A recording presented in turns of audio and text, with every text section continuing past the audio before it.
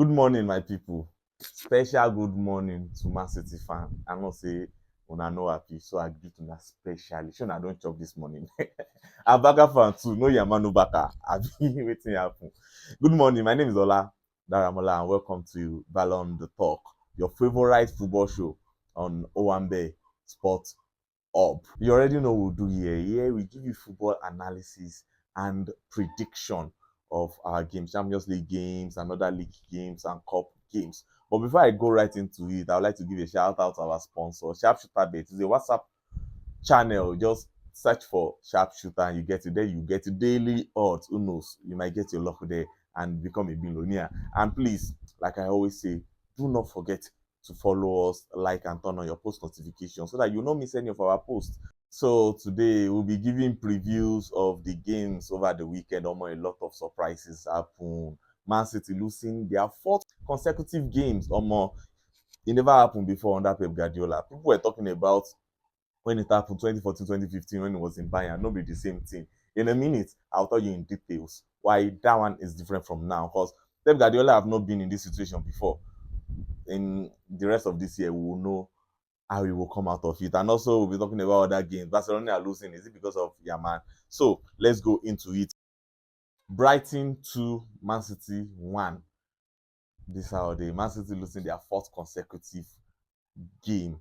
The game started and Alan scored, and all of us think say, "Oh, Man City, the boy, they could keep Brighton today." And don't forget, Brighton also is coming from not winning any of their last three games. They did not win any of their last three games, so them too they were pushing to at least get a point. They played against Liverpool. Liverpool beat them for both league and FA Cup, and then again they played against Wolves. They lose, they draw 2-2 after Liverpool don't beat them in the league and FA Cup, and now they are playing Man City again. So they push for their luck. I'm very sure that they will be coming for draw. But then again, they see the opportunity and they take them. Haaland opened the scoring in the 22nd and 23rd minute. They score one. Then Brighton in the second half, João Pedro in the 78th minute equalized. And then minute later, 81st minute, Brighton scored the winning goal via Matt O'Reilly. And they won 2-1 for their house.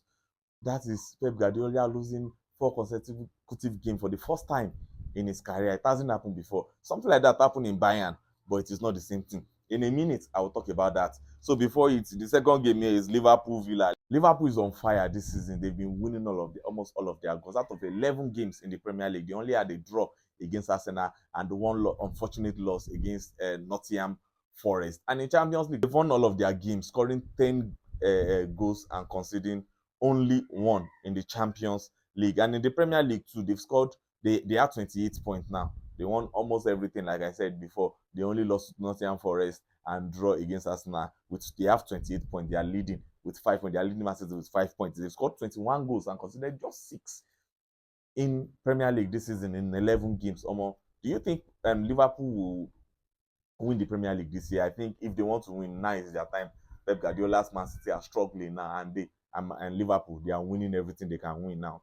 Champions League on shut down, Premier League on shut down. So Liverpool is really, really, really, really doing good this season. And the third game here is PSG against Anga. PSG, they win Anga. Goes from Lee Kang and Bakola. 2 goals from Lee Kang and 2 goals from Bakola. All in the first half. And Anga trying to score 2 goals in the second half. The third game here is St. Paula Bayern Munich. Jamal Musiala gave Bayern the lead and the only goal in the game in the 22nd minute in the game, and that was the only goal in the game. And the next game here is Juventus Torino. Juventus win Torino 2 goals. And Real Madrid, after struggling and all the criticism and everything, Vinicius Junior showing enemies say Omo are still here with hat-trick, scoring 3 goals. And Jude Bellingham scoring his first goal in the season in no competition. Last season, Jude Bellingham didn't score anything, anywhere. He was one of their main man last season, scoring most of their goals. But this season, we are in November, middle of November, and this is the first time that he's scoring his first goal in no competition. Do you think he's going to be backing all of this up? They are going into international break now to go and relax, take a breather, and now come back and now show people the real Real Madrid. I don't think the league is off already. I don't think so. I don't think Barca has the league yet. But there's a lot of games to play. And if you come now, they start to dey beat anybody, and Barca losing their game, which is one of the games we'll be talking about, losing their game 1-0 away to Real Sociedad. Real Sociedad scoring in the 33rd minute, and that's the only goal in the game. Is it because Yama did not play? Is that why they lost? They have all of their games, Kubasi, Rafinha, all of them. They have all of their guys on pitch. Only Yama that did not play, and they lost to Real Sociedad. Is it that their hotness don't cold? Or it is just one of those things that happen and they will pick up from where they stop after the international break and start winning? But my point is, the league is not up for Madrid yet. They only have 6 points behind Barcelona with one outstanding game. So if they win the outstanding game, that's just 3 points behind Barcelona. That's just one game, and anything can happen. Real Madrid can be on top again. So Barca, watch out for Real Madrid. Don't relax. If you relax, Madrid is ready to pick up from where they stopped last season. And other games that we have here is Manchester United, the fourth game under the interim manager Ruud van Nistelrooy. Ruud van Nistelrooy picked up after Manchester United sacked their manager Ten Hag. They sacked their manager after a very woeful run. 8 games, only one win, draws and defeats. They were all of their European competition. They were just drawing 3 games, 3 points in Europa League, and in Premier League. West Ham, after West Ham beats them, Manchester United say, before you spoil our team for us, before we relegate, come they go. And they gave Ruud van Nistelrooy the chance to prove himself, and he has been proving himself. I personally feel like Manchester United is supposed to leave Ruud van Nistelrooy to manage Manchester United for the remaining half of the season or the remaining of this year. Even if a new coach is going to take over, it should be starting from January. But they say no, shall handle him now until international break, and Amorim will come and be Manchester United game. He has the chance and he took it. 4 games, 3 wins, and 1 draw, which they could have won against Chelsea because they dominated the game. Manchester United dominated the game, and they've been scoring goals. Bruno Fernandes played 13 games under Ten Hag this season, and he scored 0 goals. But since after Ten Hag, he played 4 games under Ruud van Nistelrooy with 4 goals.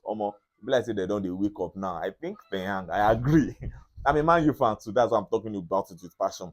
I give people know. I agree that Ten Hag was a problem. We played against Porto with Drew, and he was saying it's a good game. And so many like that. I will go they draw. Oh, Manchester United go they draw against Porto and you go call am good game. So no, that's not our mentality. That's not our level. Van Zero taking place. We are scoring goals. We win 5-2, 1-5-2, 3-0, draw 1-1 against Chelsea, and a lot like that. We had 2 clean sheets in 4 games. Man, thank God for that. And the next game is Chelsea against Arsenal. Chelsea picking a point also. They picked the point against Man U and a point against Arsenal too. I personally felt like Chelsea went into those games with the mind of getting a draw. Draw don't do us. Now after Man U score against Chelsea a few weeks ago, now that time Chelsea too find goal. It was a lucky goal save because it's not usually it is not the usual Casedo kind of goal. Now something will just come in leg.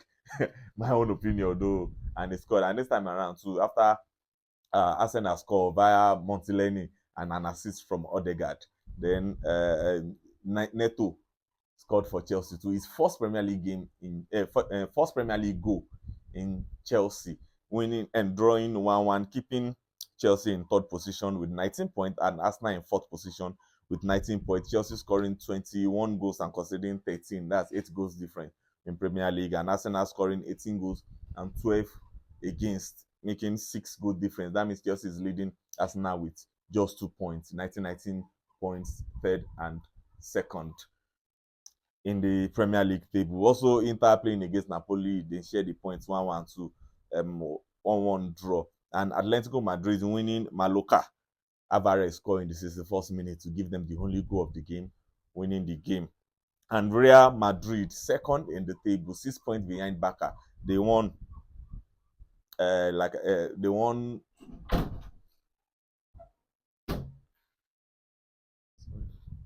Go with the shoot. No problem, sir. And Barcelona too, losing to Real Sociedad. They scored the only goal of the game. Real Sociedad scored the only goal of the game in the 32nd minute, and Barca could not equalize or get let alone getting a winning game. Is it because Yamal did not play, or is it just something that just happened? I think it's something that just happened. They don't go international break now to go and relax, to calm down, then they come back and pick up from where they start again. And Real Madrid also, now maybe they don't wake up now. 4-0, Vini scoring a trick. Let us see how the season unfold. So before we end today's show, I want to talk about Pep Guardiola losing 4 games consecutively. First time in his career as Manchester City coach. Something like that happened also when he was in Bayern, but it was nothing similar. When he was in Bayern, he lost. So when he was in Bayern, Bayern had 76 points, topping the game with 3 games to go. The person that is behind them, Wolfsburg, with 62 points, and second place behind Bayern Munich, which means Bayern was having 14 points ahead of Wolfsburg with just 3 games to go. That means 3 possible points for Wolfsburg. So if Bayern say not even win any other game again, and Wolfsburg win all the 3 games, that will be just 9 points plus. They are 62, making it 71, and Bayern Munich should still be in 76. That's 5. That means they will still be winning the league with 5 points. So I was hearing people saying it has happened before. Pep Guardiola don't lose something like that before for Bayern Munich. That was not it. Let me break it down for you. On the 28th of April 2015, Bayern Munich played Dortmund in their DFB Pokal Cup in the semi-final, and they played 1-1 draw with goals from Lewandowski in the 38th minute and a equalizer from Aubameyang for Dortmund in the 75th minute. They played 1-1, so they went into penalty shootout. Bayern Munich lose all of their 4 penalties, including Lam, Philipp Lam, Manuel Neuer, etc. They play 4 penalties and they lose everything. Dortmund scored 3 after their 4, so they lose none here. In normal time, it is 1-1, but then in penalty, they lose in semi-final. And Wolfsburg went on to win Bayern in final, and Wolfsburg collect the cup. So Bayern Munich draw, they no lose in normal time, and they lost all their penalty shootout. So they lost at penalty shootout. So they were eliminated from the cup. Then the following game, on the 6th of May, that same 2015, Barcelona beat Bayern for back at house 3-0 in Champions League semi-final.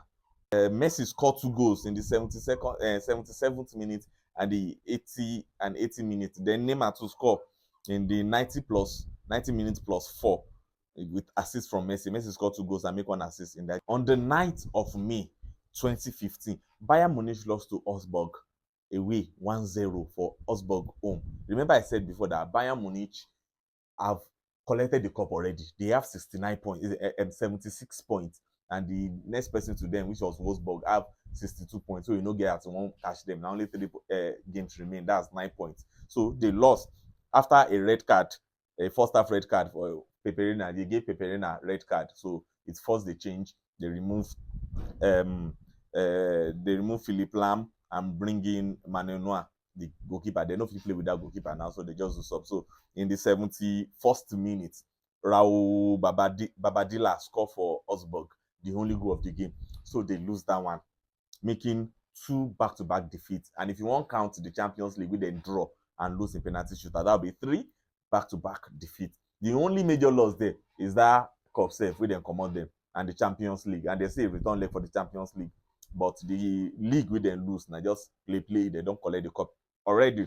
So on the 12th of May, that same 2015, Bayern Munich played Barcelona in the return leg of the Champions League that they lost 3-0. In the return leg, they played and they won 3-2, making the aggregate 2-5, and they lose. But at least they injure, but at least they win that game. So it is 3 loss, in short, 1 draw, loss in penalty shootout, 2 back-to-back loss, 1 in Champions League against Barcelona, away to Barcelona, and 1 away to Augsburg in the league after Peperina collecting red card. Then the next game against Barcelona, they win 3-2. Then after that, their very next game after their win in the Champions League was against Freiburg, away to Freiburg again. They lose that one again, 2-1.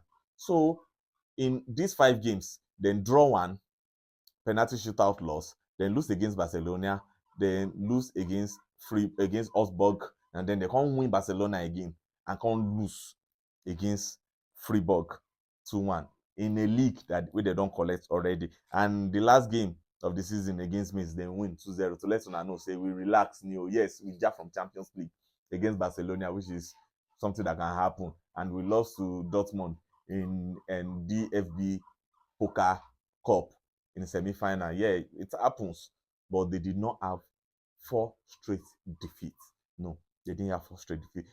They did not even have 3 straight defeats.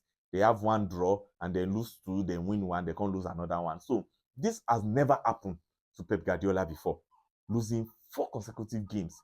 So what do you think?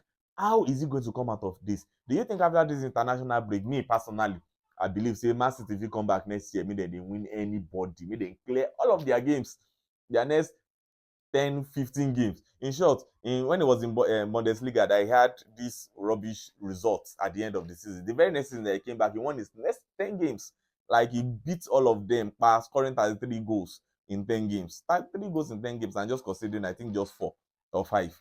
So Pep Guardiola will still come back. I don't think he's losing. When they asked himself, it was like it happens that there's a first time for everything. And if after 7 years winning 6 Premier League, if another team deserve it, it is not a bad result. But I still don't think it is off already because it's only Liverpool that is doing it now, and Liverpool is just 5 points ahead of Man City. 5 points can be recovered anytime. So let me know what you think about this game, about Barcelona losing. Do you think Barca is getting weak again, and Real Madrid winning their games with good, superb goals from Vinicius Junior, 3 goals from Vinicius Junior, and Man City losing now? So let me know what your thought is. Don't forget to follow us. If you haven't subscribed, click the subscribe button on your YouTube. If you haven't, turn on your post notification and like. Thank you very much. Until next time, again, my name is Ola Daramola. Peace.